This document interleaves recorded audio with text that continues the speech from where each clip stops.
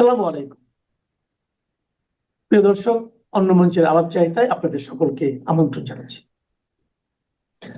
আজ আমাদের অতিথি হিসেবে আছেন আপনাদের খুবই সুপরিচিত এবং আমাদের এই মুহূর্তে সাংবাদিকতার জগতে খুবই আলোচিত, এবং আমি এক অর্থে বলবো যে দুর্ভাগ্যের মালিক মিস্টার মঞ্জুর আলম পান্না। মঞ্জুর আলম পান্না, আপনাকে আমাদের অনুষ্ঠানে স্বাগত জানাচ্ছি। আশা করি আপনি এখন ভালো আছেন। আছি কামাল ভাই, আপনার পর্যন্ত ভালো আছি। প্রিয় দর্শক, এই যে একটা শব্দ উচ্চারণ করলাম যে দুর্ভাগ্যের মালিক, এর কারণটা হলো যে ওনাকে গত কয়েক মাস যে কি এক নির্মম বাস্তবতার মধ্যে দিয়ে যেতে হয়েছে, এটা মোটামুটি আমরা যারা বাইরে ছিলাম মোটামুটি ধারণা করতে পারি, কিন্তু আমাদের এই ধারণা বাস্তবতার চেয়ে আসলে অনেক কম। মঞ্জুর আলম পান্না কেন জেলে গেলেন, কেন এই সরকার তাকে জেলে নিয়ে গেলেন, এর কোনো যুক্তিগ্রাহ্য ব্যাখ্যা এখন পর্যন্ত সরকার দেনও নাই, আমরাও পাইনি। কিন্তু এটাই বাস্তবতা, তাকে জেলে যেতে হয়েছে এবং এখনো তার মাথার উপর একটা অপমানজনক মামলা ঝুলে আছে। তারপরও আমরা এতটুকু ভেবে স্বস্তি পাচ্ছি যে পান্না এই মুহূর্তে মুক্ত হাওয়ায় আছে।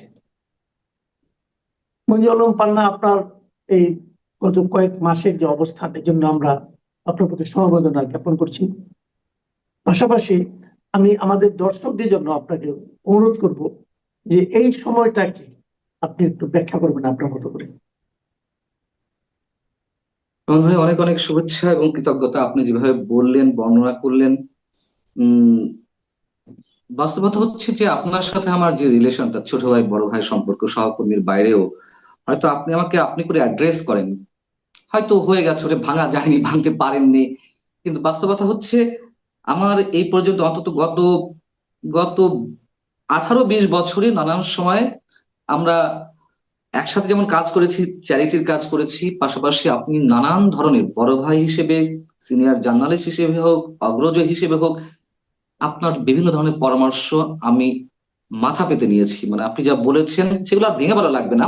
যাই হোক, আমি এই কথাটা এই কারণেই বললাম, অডিয়েন্সের উদ্দেশ্যে বললাম, যে আপনাকে যেভাবে মানুষ চেনে, আপনার প্রতি মানুষের যে অতল শ্রদ্ধা, যে আস্থা, বিশ্বাস, অন্তত তার কিছুটা যেন আমি পাই আর কি। হ্যাঁ, যেহেতু আপনি আমাকে স্নেহ করেন, অন্তত আহ অন্য কোনো পথের মানুষ আমি নই, এটাই বোঝানোর জন্য। আর এই সময়ের বর্ণনা কি মানে সামাজিক, রাজনৈতিক, নাকি আমার ব্যক্তিগত যে অভিজ্ঞতা সেটা জানতে চাইছেন আপনি? যেটা আপনার মনে প্রথম আসে ওইটাই করেন। ধরেন আমি আপনার আমার মনে মানে একটা পেশাগত জীবন নিয়ে বলতে চাচ্ছি যে আপনার পেশাগত জীবনে আপনার জেলখানে যখন আপনি গেলেন, আপনার মাথায় কি এই চিন্তাটা কখন এসেছে যে আমি কি করেছি যার জন্য আমাকে এই অবস্থায় পড়তে হলো? এসেছে এসেছে কামাল ভাই, শুধুমাত্র এবার অ্যারেস্ট হয়েছি শুধুমাত্র সে কারণে নয়। আহ এর আগেও আওয়ামী লীগ যখন ক্ষমতায় ছিল, স্ট্রেট ফরওয়ার্ড নিউজ করার কারণে কিংবা টক শোতে হয়তো আমার নানান ধরনের মন্তব্য অ্যাঙ্করিং এর চেয়ারে বসে করতে হয়েছে বা প্রশ্ন করতে হয়েছে, ঠিক সেই কারণে যেমন আওয়ামী লীগের শেষ 10 বছরে আমাকে নানান ধরনের খেসারত দিতে পে করতে হয়েছে পেশাগত জীবনে, আবার এসে এই সরকারের সময় আপনাকেও ফ্যাসিবাদের দোষী বানাচ্ছে, আমাকেও ফ্যাসিবাদের দোষী বানাচ্ছে। আমরা আসলে কাদের দোষ? কেন বারবার এই কাজগুলো ঘটছে? এর শেষ কোথায়? এবং আদৌ সাংবাদিকতা করা আমাদের জন্য কতটা মসৃণ অথবা বন্ধুর, এই বিষয়গুলো ভাবতে হয়েছে, ভাবিয়েছে আমাকে, সময় আমাকে ভাবিয়েছে। এবং ধরেই নিয়েছি যে আমাদের এভাবেই পথ চলতে হবে। যদি বলি আমরা কি সাংবাদিকতা ছেড়ে কথা কথা কখনো চিন্তা করেছেন? হয়েছে, অবচেতন মনে হয়েছে যে সত্য কথা। অবচেতন মনে হয়েছে যে এর করে করে লাভ কি? আমাদের কি এমন পয়সা আমরা আর্ন করছি আমাদের এই আইডিওলজির মাধ্যমে? এবং অনেকে আপনাকে বলে, আমাকে বলে, আহ আপনাকে বিএনপি জামাতে দালাল বানিয়ে দেওয়া হয়েছে বা দেওয়ার একটা মানসিকতা ছিল আওয়ামী লীগের সময়, যে এই লোকটা সরকার বিরোধী। সেম এজ আমাকেও তাই। আবার এসে এখন বলছে যে আমরা আওয়ামী লীগের কাছে টাকা খাচ্ছি, রয়ের এজেন্ট আমাদেরকে বানিয়ে দেওয়া হচ্ছে। আমি না, ছোট্ট বিষয় মাথায় ঢোকে না আমার। আমরা যদি টাকা পয়সার কথা চিন্তা করি, তা আমরা তো সবসময় সরকারের দালালি করব। সরকারের বিরাট ভাজন কেন হব? সরকারের চক্ষুশূল কেন হব? বরং সরকারের সরকার বলতে যখন দল বা যে শক্তি গোষ্ঠী ক্ষমতায় থাকে তাদের দালালিটা কিন্তু ওই টাকা পয়সাগুলো আমাদের হাতের মুঠোয় আসা বেশি সহজ। বিরোধী দলের থেকে বিরোধী শক্তি কয় টাকা খরচ করতে পারে, আর তাদের তাবেদারি করে তাদের দালালি করে আমরা ঝুঁকির মধ্যেও বা কেন যাব? যারা সবসময় এই কথাগুলো বলছেন, বিভিন্ন সরকারের সময় আমরা আমাদেরকে অপোজিটের দালাল বানিয়ে দেওয়া হচ্ছে, তারা কি এই জিনিসটা বোঝেন না? আর সহজ তারা ব্যাখ্যা খুব হচ্ছে, ভালো যদি বুঝেন, কেউ প্রশ্ন করতে হলে তারা এটা খুব ভালো বুঝেন এবং বুঝেই পড়েন। একটা কথা আপনি ভাবেন, আপনি নিজে তো ধরেন এই সরকার মানে হাসিনা সরকারের পতনের সময় সেই গত বছরের জুলাই আগস্টের আন্দোলনে আপনি তো সক্রিয়ভাবে মানে আপনার অনলাইনেও ছিলেন, তারপরে হুম, আপনি মাঠেও ছিলেন, ফিজিক্যালিও ছিলেন। আমি জানি আপনি আপনার একমাত্র সন্তানকে নিয়ে পর্যন্ত মাঠে নেমেছেন, আমি জি, যতটুকু জানি। তো এত কিছু করেছেন, এই ত্যাগ স্বীকার করেছেন। যে গুলিটা অন্য অন্য শিশু কিশোরদের গায়ে লেগেছে সেটা আপনাদের গায়েও লাগতে পারতো, কিন্তু কিন্তু তারপরও আপনারা কিন্তু মাঠে ছিলেন। তখন যে প্রত্যাশা নিয়ে মাঠে ছিলেন, এখন 1 বছর পরে সে যখন পেছন ফিরে তাকান, তখন সে প্রত্যাশার কতটুকু বাস্তবায়িত হয়েছে বলে আপনার মনে হচ্ছে এই মুহূর্তে? বাস্তবায়নের কিছু তো নেই, বরঞ্চ আমরা আমাদের যেই হতাশবাদিতা আমাদেরকে ঘিরে ধরছিল সেটি আরো আরো প্রকট হয়েছে। আমরা কেন শেখ হাসিনা সরকারের পতন চেয়েছিলাম, কেন আওয়ামী লীগ সরকারের পতন চেয়েছিলাম, তার বিভিন্ন কারণ আছে। সবচেয়ে বড় কারণ হচ্ছে গণতন্ত্রের হত্যা করা। বছরের পর বছর জাতীয় সংসদ নির্বাচন তো দূরের কথা, তৃণমূলেও যে নির্বাচনগুলো হচ্ছিল, মানুষের ক্ষোভ, মানুষের যেই যেই বিদ্বেষ, সেগুলোর বিস্ফোরণ তো ঘটিয়েছে এই আন্দোলনে। এবং এই বিস্ফোরণটা ঘটানো সম্ভব হয়েছে ডক্টর মোহাম্মদ ইউনূস সাহেবের কথায় ম্যাটিকুলাস ডিজাইনের মাধ্যমে। তখন আমরা যেটা অনেস্টলি স্পিকিং, যে তখন আমরা বুঝি পিছনে এত বড় ডিজাইন আছে। যদি আপনি এখনো বলেন যে আপনি তো অনুতপ্ত, আপনি আওয়ামী লীগ সরকারের পতন চেয়েছিলেন, না, অনুতপ্ত না। ওই সময়ের জন্য আমরা হয়তো ঠিক ছিলাম যে একটা চেঞ্জ দরকার, একটা চেঞ্জ দরকার। আমি এখনো খুব স্ট্রংলি বলবো, বোল্ডলি বলবো, আমার মধ্যে কোনো অনুশোচনা কাজ করে না। তবে আমি হতাশাগ্রস্ত, আমাদের এখন রক্তক্ষরণটা আরো বেড়ে গেছে। যে প্রত্যাশায়, যেই লক্ষ্যে আমরা চেয়েছিলাম, এখন যে ওই যে অনেকে বলে না আগেরটাই ভালো ছিল, তাই তো মনে হয় আমার কাছে যে আগেরটাই তো ভালো ছিল। আমি এটা সাহস করে বলছি। সাধারণ মানুষ যারা বলা শুরু করেছে, এবং আপনি বলেছেন যে 1 বছর বা 15 মাস পরে এসে কি মনে হচ্ছে, 1 বছর বা 15 মাস পরে না। আমার যেহেতু সবকিছু রেকর্ডেড, আমার যে চ্যানেলটি আছে ছোটখাটো, সেখানে আপনি দেখবেন যে আগস্টে সরকার পতন ঘটলো, আগস্টের শেষ থেকে অর্থাৎ 20-25 দিন পর থেকেই আমি যেন আবার নতুন করে সচেতন হলাম যে না, এটা তো আমরা চাইনি। বিকজ আমাদের বাক স্বাধীনতা হুমকি মুখে পড়ছে, গণতন্ত্র নতুন করে হুমকি মুখে পড়ছে, নির্বাচন নিয়ে এক ধরনের জটিলতা, এক ধরনের কনস্পিরেসি তখন তখন থেকে আমি গন্ধ পাওয়া শুরু করেছি। এবং আমাদের অস্তিত্বে যে শেকড়, মুক্তিযুদ্ধের যে বিষয়টি আদর্শ নিয়ে, সেটা নিয়ে ভয়ঙ্কর ভাবে একটি গোষ্ঠী খেলায় মেতে উঠলো। সো আমার কাছে মনে হচ্ছিল যে প্রচন্ড ভাবে ভুল করিনি, প্রচন্ড ভাবে আবারও আমরা নতুন একটা সংকটে পতিত হয়েছি, এবং এই সংকট ঘনীভূত হবে।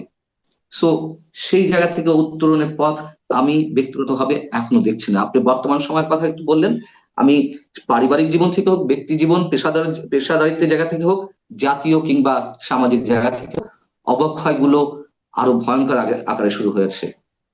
জি, আরেকটা জিনিস, এই সরকার দেখলাম আমরা প্রায় যখন তারা কথা বলে, তারা একটা কথা খুবই বলে, মুখস্থের মতো, অনেকটা তোতা পাখির মতো তারা বলে যে তাদের 3টা কমিটমেন্ট। 1 নম্বর হলো বিচার, 2 নম্বর হলো সংস্কার, 3 নম্বর হলো নির্বাচন। তো বিচারের একটা আমরা ধাপ দেখলাম।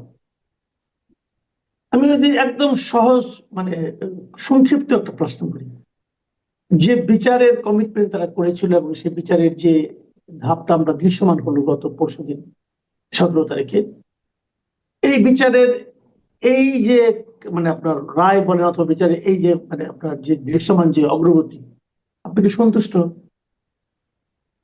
প্রশ্ন ওঠে না? বিচার তো আমরা সবাই চাই।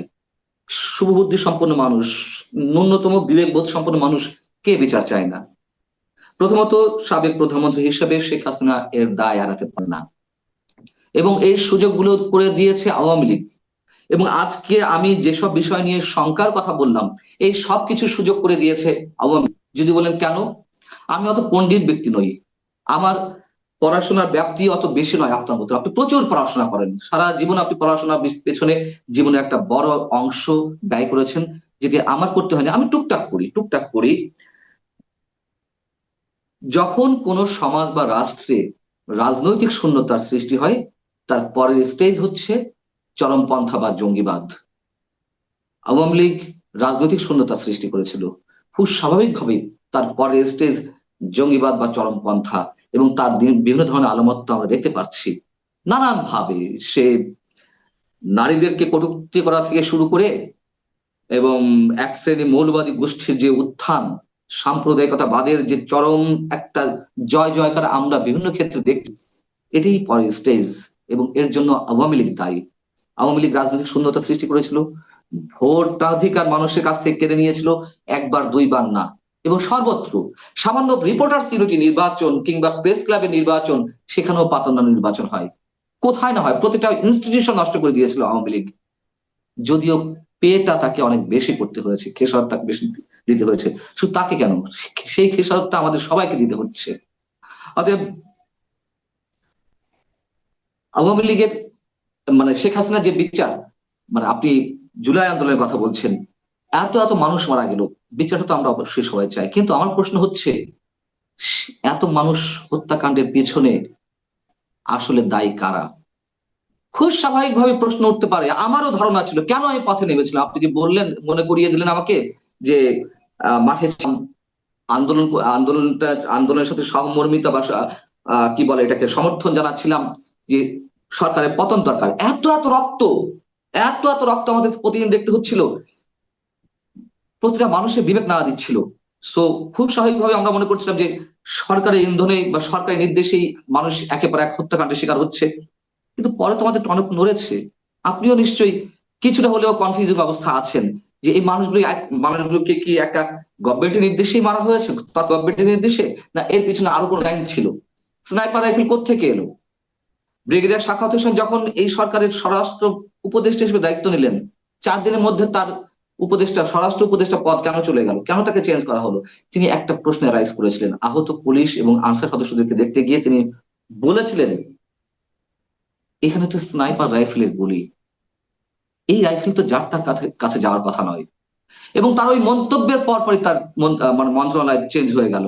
কেন, কি কারণে? এবং জাতিসংঘ যে 1400 মানুষ মানে নিহতের কথা বলছে, সরকার নিজে বলছে 5 আগস্ট পর্যন্ত 832 জন নিহত হয়েছে, সরকার মেরেছে, মানে আওয়ামী লীগ সরকার মেরেছে। আচ্ছা ঠিক আছে, পরের যে 568 জন, সেটা কারা মারলো? যদি 568 জন অন্য কোনো শক্তি মেরে থাকে, তাহলে তো এই 832 জনের মধ্যেও অবশ্যই সেই শক্তি কাজ করেছে। মুগ্ধর গায়ে স্নাইপার রাইফেলের গুলি কে মারলো? সিরাজগঞ্জে 18 জন পুলিশ হত্যা করে ঝুলিয়ে রাখা হলো, এবং সেই হত্যাকাণ্ডের দাবিদার হতে গিয়ে, কৃতিত্বের দাবিদার হতে গিয়ে এখন যারা মঞ্চে রয়েছে, রাজনৈতিক মঞ্চে 2-3টে শক্তি, তারা তো একে অপরে কামড়াকামড়ি করছে, আমরা মেরেছি। এবং আমরা যেমন দেখেছি যুবলীগের ক্যাডারদের অস্ত্র হাতে নামতে মিরপুরে, ছাত্রলীগের ক্যাডারদের, আমি দেখেছি ছাত্রলীগের ক্যাডাররা, আমরা সাংস্কৃতিক সংগঠনগুলোর সমন্বয়ে দাঁড়িয়েছিলাম জাতীয় সংসদ ভবনের সামনে, তখন ছাত্রলীগের ছেলেবেলা আমার মেয়ের উপর চালিয়েছিল, আমার উপর হামলা চালিয়েছিল। এগুলো তো মিথ্যা নয়, এগুলো তো মিথ্যা নয়। পুলিশ গুলি করছে আবু সাইদকে, সে ছড়া গুলি হোক যাই হোক করছে, তো আমরা দেখছি। কিন্তু কথা হচ্ছে, সেই আবু সাইদের প্রসঙ্গ এলো শেখ হাসিনার বিচারের বেলায়, তিনি সুপ্রিয়ার কমান্ডার হিসেবে তার কমান্ডিং এ এগুলো হচ্ছে, এই জন্য তিনি দায় এড়াতে পারেন না, তার মৃত্যুদণ্ডের রায় হয়েছে। বড় অদ্ভুত বিষয়, যেই মানুষরা হত্যা করলো, সরাসরি আমরা ওপেন দেখছি, সারা বিশ্ব দেখছে, সেই মানুষগুলোর কথা আনা হলো না, নাকি তাদের একটা আলাদা বিচার করা হবে? আমি জানি না, আইনের লোক না আমি, আইন রক্ষাকারী বাহিনীর লোক না, এবং এবং মানে বড় অদ্ভুত লাগে বিচারগুলো আসলে কি হচ্ছে। আন্তর্জাতিক বিভিন্ন সংগঠন, মানবাধিকার সংগঠন, আপনি জানেন হিউম্যান রাইটস ওয়াচ থেকে শুরু করে অ্যামনেস্টি ইন্টারন্যাশনাল, জাতিসংঘ প্রশ্ন তুলেছে, অতি তড়িৎ গতিতে এই বিচার হয়েছে, এবং সেখানে সাক্ষীদেরকে জেরা করার সুযোগ দেওয়া হয়নি সমানভাবে, এবং আরো নানান ধরনের ত্রুটি রয়েছে। আসামির অনুপস্থিতিতে এই বিচার হয়েছে, আসামির সপক্ষে সত্য কোনো আইনজীবী নিয়োগ করার সুযোগ দেওয়া হয়নি। এই প্রশ্নগুলো তো আমাদের না, এগুলো তো আন্তর্জাতিক সংগঠনগুলো রাইজ করছে। তো তাদের এই কথাগুলো তো আমরা একেবারে অ্যাভয়েড করতে পারি না। সবচেয়ে বড় কথা, যে ট্রাইব্যুনালের শাসনায় বিচার হলো, সেখানে কেন বিচার করতে হলো? বিচারের আর কোনো জায়গা ছিল না? তার জন্য স্পেশাল ট্রাইব্যুনাল গঠন করা যেত না? আমি তো বলছি না যে শেখ হাসিনা একেবারে নির্দোষ। নির্দোষ কতখানি দোষী অবশ্যই আমরা সেগুলো জানতে চাই এবং তার বিচারের রায়ও চাই, যে কারো বিচার, যেই অপরাধী হোক। কিন্তু কথা হচ্ছে কি, শুরু থেকেই ওই যে আমি বলছিলাম যে 5 আগস্টের পর পরই 20-25 দিনের মধ্যে যখন জেনে গেলাম মুক্তিযুদ্ধের বিষয়গুলো নিয়ে বা মুক্তিযুদ্ধের ইতিহাসকে মুছে ফেলা এক ধরনের ষড়যন্ত্র চলছে, তাহলে কি আমরা প্রশ্ন যদি করি যে এটি তারই একটা পার্ট, সেখানে যুদ্ধাপরাধের বিচার হয়েছে, সেই ট্রাইব্যুনালে শেখ হাসিনাকে ঝুলাতে হবে। এবং এটা তো স্পষ্ট আইনের লঙ্ঘন যে এই ট্রাইব্যুনাল গঠন হয়েছিল 71-এর যুদ্ধাপরাধের বিচারের জন্য, একেবারে স্পষ্ট বলা। সেই ট্রাইব্যুনালে কেন আরেকটা আন্দোলনের, যেই আন্দোলনকে আমি কোনো অবস্থাতেই 71 তুলনা করতে চাই না। অবশ্যই 71 অনেক মানে মর্মদাগ ঘটনা ঘটেছে, ভয়ঙ্কর ঘটনা ঘটেছে, তা বলে কোন অবস্থাতেই আমি 71-এর সাথে তুলনা করতে পারি না। যাই হোক, তো সেখানেই কেন শেখ হাসিনাকে মৃত্যুদণ্ডের রায় দিতে হবে? এবং যেই ট্রাইব্যুনালের আসামি পক্ষের আইনজীবী ছিলেন অ্যাডভোকেট তাজ ইসলাম, আপনি বলেন, দেখেন কি হাস্যকর একটা বিষয়। মানে আসামি পক্ষের আইনজীবী ছিলেন অ্যাডভোকেট তাজুল ইসলাম, তিনি এখন রাষ্ট্রপক্ষের আইনজীবী। টবি ক্যাটম্যান, যেই টবি ক্যাটম্যান ব্রিটিশ আইনজীবী, জামায়াতে ইসলামী কিংবা যুদ্ধাপরাধীদের আইনজীবীর পরামর্শক ছিলেন, সেই তিনি আবার এখন ওই ট্রাইব্যুনালের রাষ্ট্রপক্ষের পরামর্শক। মানে হম। এইগুলো আপনি নানা কিভাবে পাল্টাবেন? রকম আপনি একটু আগে বলছেন। জি। এগুলো নানা রকম বিতর্ক আমার মনে হয় সামনের দিনগুলিতে আরো হবে। তবে আপনি যে কথাটা বললেন যে দেখেন, এটা তো আমার আপনার কথা না, আপনি তো আপনার কথা বললেন না, আপনি তো এখানে মানে আপনার বিদেশি যে মানবাধিকার সংস্থাগুলো তাদের যে অবজারভেশনটা হুম, সেটাই তো হুম। উল্লেখ করলেন। এখন সেই জবাব কিন্তু সরকারকে একসময় দিতে হবে, আজকে হয়তো দিবে না, কালকে হয়তো দিবে, আমি জানি না কি দিবে তারা। আমি ওনাদের অঙ্গীকারের দেয় না, দ্বিতীয় উত্তর উত্তর পয়েন্টটা উত্তর দেয় না, সংস্কার উত্তর দেয় না। জি উত্তর দেয় না, সরকারগুলো উত্তর দেয় না, দেয় দেন না। না দেন। তারা এটা আগের ভাবিয়ে সরকারও দেয় নাই, পাঠিয়ে দেয়। এটা আগের জি, সরকারও দেয় নাই, এই সরকারও দেয় না। তো আমি সেটাই। ওনাদের যে অঙ্গীকারের যে দ্বিতীয় পয়েন্টে নিয়ে আলোচনা করতে চাচ্ছি না, কারণ এটা তো লম্বা হয়ে যাবে। আমি সরাসরি হুম, তৃতীয় পয়েন্টে আসছি, সংস্কার নিয়ে আমরা আরেকদিন আলোপ করব। আমরা জি। তৃতীয় যে পয়েন্টটা, যেটা নির্বাচন, আপনি একটু সংক্ষেপে আমাকে বলবেন যে এই প্রেক্ষিতে, সামগ্রিক যে প্রেক্ষিতে আপনি দেখছেন যা ঘটছে দেশে, এই প্রেক্ষিতে আপনার কাছে সামনে নির্বাচন নিয়ে আপনি কতটুকু আশাবাদী? আমি যথেষ্ট কনফিউজিং অবস্থায় রয়েছে এখনো, নির্বাচন আদৌ হবে কিনা কিংবা এই সরকারের কোনো নির্বাচন আদৌ হবে কিনা। এখন যা কিছু দেখছি, এই যে সংস্কার মহস্য বললেন না, এগুলো বিলিভ ইট অর নট, আমি সংস্কারের যে টানা 9-10 মাস সংস্কার ধরনের আলোচনা হয়েছে, আমি ওগুলো অ্যাভয়েড করে গেছি। জানি যে এগুলো কিচ্ছু হবে না, একটা সংস্কার হবে না। এগুলো মাত্র মানুষকে মানে টাইম পাস করা, মানুষকে একটা কিছুর মধ্যে রাখা, এগুলো একটা কিছু হবে না। সংস্কার দূরের কথা, এবং সংস্কারকে কেন্দ্র করে এই রাজনৈতিক বিরোধ শুরু হয়েছে, উচ্চকক্ষ নিম্নকক্ষ, এই যে গণভোট ইত্যাদি ইত্যাদি, এগুলো একটা শক্তির টাইম পাস করতে যাচ্ছে। এইগুলো করে বরঞ্চ তাদের মধ্যে থেকেই আওয়ামী লীগ হয়তো নির্বাচন চায়, আওয়ামী লীগ হয়তো সহিংসতা করবে, হয়তো তাদের কথাবার্তায় সেই ধরনের ইঙ্গিত পাওয়া যাচ্ছে। সজীব ওয়াজেদ জয় সেই ধরনের ইঙ্গিতই দিয়েছেন রয়টার্সকে। কিন্তু আওয়ামী লীগ যদি সহিংসতা নাও করে, তাও কি মনে হয় আপনার নির্বাচন হবে? এই যে নির্বাচনের তফসিল ঘোষণা বাকি আছে হয়তো হাতে গোনা 10-15 দিন, ডিসেম্বরের শুরুতেই তফসিল ঘোষণা করার কথা, তার মধ্য দিয়ে গণভোট চাওয়া হয়। আর একটা হাস্যকর বিষয়, মানুষকে কিভাবে বোকা বানাতে পারে রাজনৈতিক শক্তিগুলা, মানে একের পর এক নমুনা আমরা পাচ্ছি। অতএব নির্বাচন আদৌ হবে কিনা যথেষ্ট কনফিউজড। তাহলে আর আলোচনা আর কি বলবো। আহ প্রিয় দর্শক, আপনারা শুনলেন মঞ্জুর আলম পান্নার উপলব্ধির কথা। আমি যেটা শুরুতে বলেছিলাম, এই সরকারের তিনটা অঙ্গীকার ছিল: একটা বিচার, একটা সংস্কার, একটা নির্বাচন। বিচার এবং সংস্কার নিয়ে মঞ্জুর আলম পান্নার মতো আমি নিজেও হতাশ। আর বাকি হলো নির্বাচন। নির্বাচন নিয়ে পান্না খুব সহজে, খুব অল্প কথায় যে দুই তিনটা কথা বললেন, সেগুলো যদি আপনারা একবার বিবেচনায় নেন, আপনারাও কিন্তু খুব বেশি একটা কি আশাবাদী হতে পারবেন? আমরা বরং এখন হিসেব করতে বসি যে 1 বছর কয়েক মাস আগে, গত বছরের জুলাই অগাস্টে আমরা কেন রাস্তায় নেমেছিলাম, কি চেয়েছিলাম, আর কি অথবা কি পেতে যাচ্ছে।